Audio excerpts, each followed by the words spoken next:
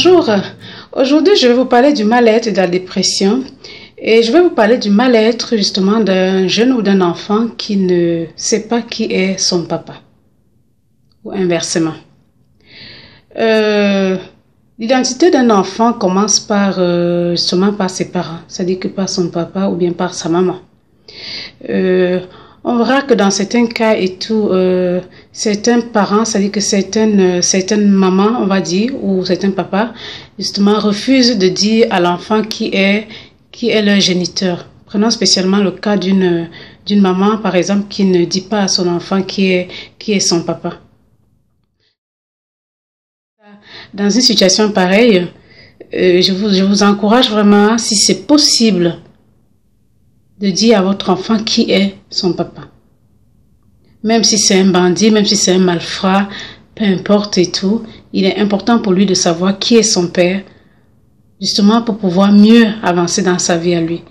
Quitte à ce qu'il le sache et qu'il sache simplement que voilà, c'est telle personne qui est mon géniteur.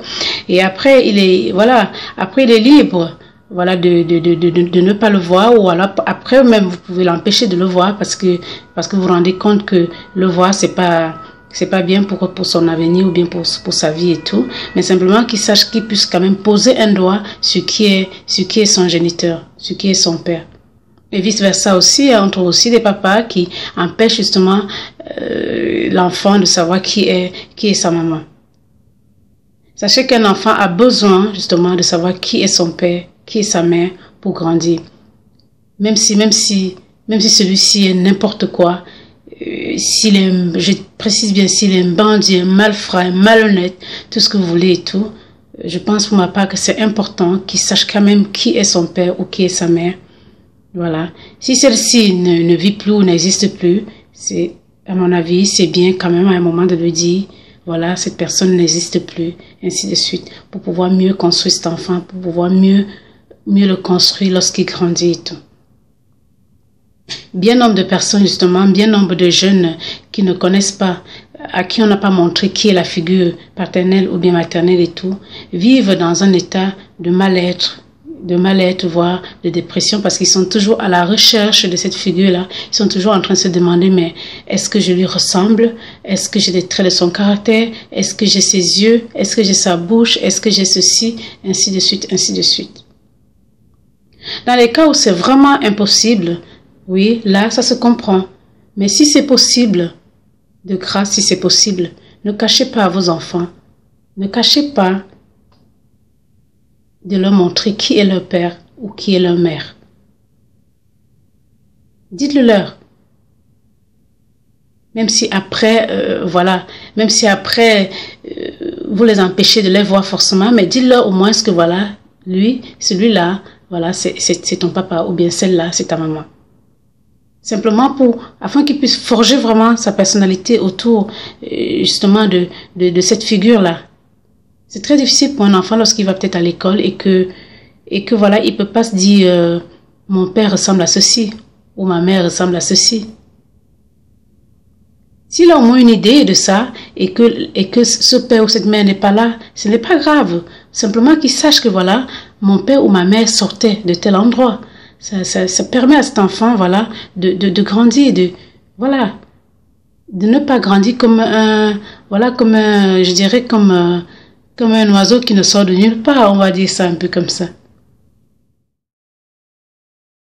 Et si vous êtes un enfant aussi et que vous êtes dans une situation où peut-être que les conditions font que peut-être votre papa ou votre maman ne vous disent pas qui est votre père ou votre mère et tout, ne sombrez pas. Ne sombrez pas non plus dans un état de mal-être ou de dépression. Sachez que si votre parent fait ça, je reste certaine pour ma part que c'est pour votre bien. C'est parce que ce parent ou cette mère ou ce père essaie de vous protéger. Ce n'est pas pour vous faire du mal. Donc ne sombrez pas dans un état de mal-être. Et si vous pouvez une fois discuter tranquillement avec cette maman ou avec votre maman ou votre papa par rapport à ça, lui expliquer que voilà, vous vivez mal cette situation. Donc qu'elle essaie de voir si elle peut vous dire vraiment qui est vraiment votre père et tout. Et si c'est possible, elle le fera pour vous. Et si ce n'est pas le cas, essayez de comprendre que certainement il y a une bonne raison pour laquelle celle-ci vous protège et ne vous dit pas qui est votre père. Alors ne sombrez pas, essayez plutôt d'avancer et forgez-vous sur la personnalité du parent qui est avec vous pour bien grandir et pour bien avancer dans votre vie. Et ainsi, vous vous rendrez compte que vous pouvez vous en sortir et ne pas sombrer dans un état de mal-être dû au fait justement que vous ne connaissez pas cet autre parent qui vous manque.